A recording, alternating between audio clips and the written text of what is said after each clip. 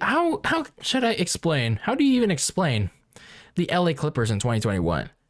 Wait, this is not the NBA. We're not talking about any NBA season recaps. Wait, the season's not over yet for the NBA.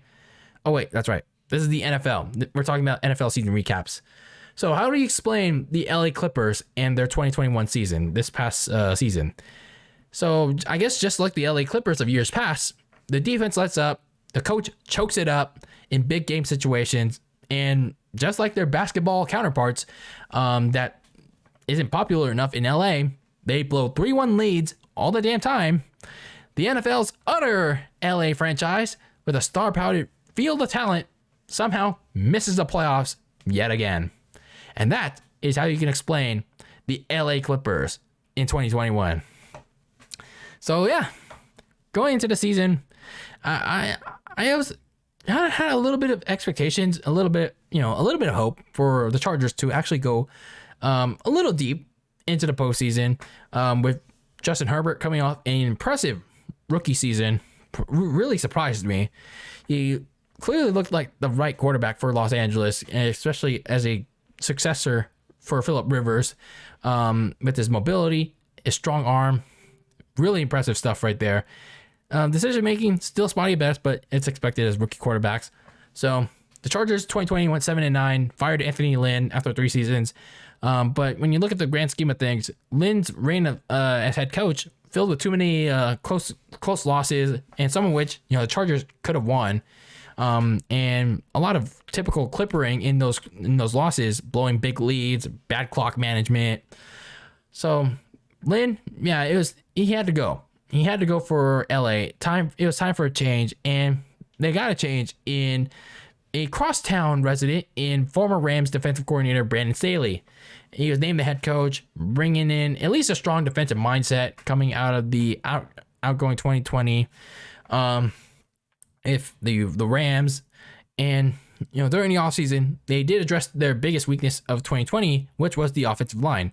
They got center Corey Linsley from Green Bay, former Steelers left guard Matt Filer, and in the draft with their 13th pick, they got Rashawn Slater at left tackle, perceived as one of the best tackles coming out of college.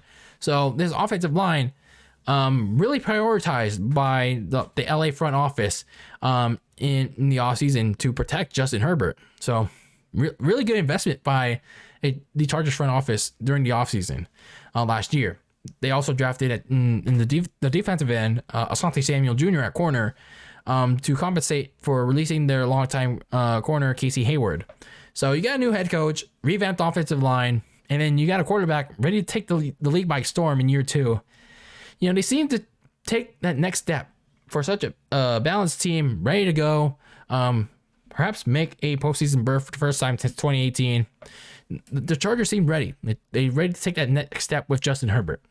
And it seemed that way early in the season. They went 4-1, started the season, get an upset victory over Kansas City, and they beat the brakes out of with Cleveland and Las Vegas. And Justin Herbert really took a step forward in his development with his playmaking ability. Sure, he had his struggles in the first 2 weeks of the season, as evident with the games against Washington and the Dallas Cowboys, but much more efficient. He really settled in the next 3 games. And the offensive supporting cast looked really strong as well for the most part. Austin Eckler, really one of my favorite running backs aside from Jonathan Taylor, has a really good dual threat ability in the running and receiving game. Keenan Allen, Mike Williams, good contributors in the early weeks. A little disappointing though is Jared Cook. Didn't do enough throughout the season. Now, as much as the Chargers offense did well, a portion of the team that didn't do well was the defense, and that would plague them for much of the season though. Now, Justin Herbert, again, did well. The problem was he had to do well because the defense was sucking ass for the majority of the season. The defense had trouble getting off the field in more than half of LA's games because they couldn't stop the run, they couldn't tackle, they couldn't prevent opposing receivers from making plays. So as a result, they made the likes of Mac Jones, Jalen Hurts, even washed-ass Big Ben Roethlisberger, and Kirk Cousins look like more than above average because, they were unable to stop just about anything from happening. And And it was also during that midseason stretch, Justin Herbert would make some poor decisions of his own in key games, but a lot of those poor decisions, he made rashly because, well, he had to make up for the defense's inefficiency. And then the Chargers would flip-flop for most of the season. The only notable win during the rest of the season was a win against Cincinnati in a blowout win. And then they lose to the likes of the Patriots, the Vikings, the Broncos. My God. Like, how do you lose to Teddy Bridgewater and the damn Broncos? So even with all that, by late in the season in December, you get to a critical game against the Kansas City Chiefs on a Thursday night. Justin Herbert and Patrick Mahomes are having a quarterback orgasm. I don't know how you can describe it. But anyway, it's pretty much a rematch from week 3. And, Chargers had plenty of opportunities to win a shootout. It was their one golden chance to overtake the Chiefs in the AFC West. And this was a Chiefs team that was pretty much overcoming their struggles by this point in time. But the Chargers got too aggressive throughout the game, pretty much in the beginning and the end of the game. And when it came time to overtime, and the Chiefs had the ball for the entirety of that portion, yeah, that pretty much tells you all you know about this team. The defense led up against Patrick Mahomes in the offense. They allowed Travis Kelce to waltz into the end zone, win the game, and the Chargers never saw the AFC West. So if losing to Patrick Mahomes and the Chiefs was bad enough, losing ground on that division lead was bad enough, yeah, they would permanently lose on that AFC West even more because of the following week. That clippering stinker in Houston that next week against the Houston Texans. Yes, the low-life Houston Texans. Yes, I understand. They have a COVID outbreak that saw Joey Bosa, Austin Eckler, and others sidelined. But so did the Texans. The Texans also had starters out as well with COVID. So I don't want to see people saying, "Oh, this was the game where the Chargers were injured when they all had COVID." So did the Texans. The Texans literally had almost half of their team with COVID as well. So why didn't they struggle? Why didn't they have a hard time against the Clippers? So this was a game that Chargers should have easily taken care of to keep up with Kansas City. But they choked it away. Committing turnovers. Justin Herbert had a bad game. But Davis Mills and the Texans played pretty much their best game of their sad, pathetic season against a hobbled LA squad in a total blowout. And after Kansas City beat the Pittsburgh Steelers in their own blowout, the AFC West is gone for the LA Clippers. And that's pretty much where you can define that the season for the LA Clippers.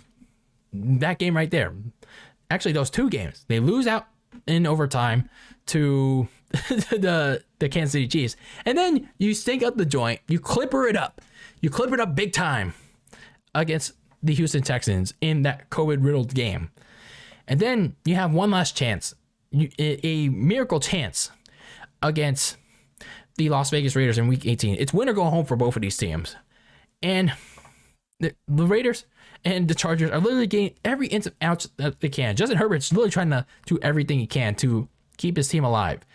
And then you go into overtime. It's pretty well apparent the Raiders, once they reach the 2-minute mark, they're literally trying to help out the Chargers. Get into the postseason with a tie. They're trying to literally sabotage the Pittsburgh Steelers and help out the Chargers when they get past midfield. But then dumbass Brandon Staley called a timeout, and then it changed everything for the Raiders. So they go ahead, run the ball, get a first down, and then Daniel Carlson pretty much takes away the Chargers playoff hopes, and bye-bye LA Clippers season. So to some degree, it was a heartbreaking end for the Clippers 9-8 2021, but you should have won more games. If you wanted to make the postseason.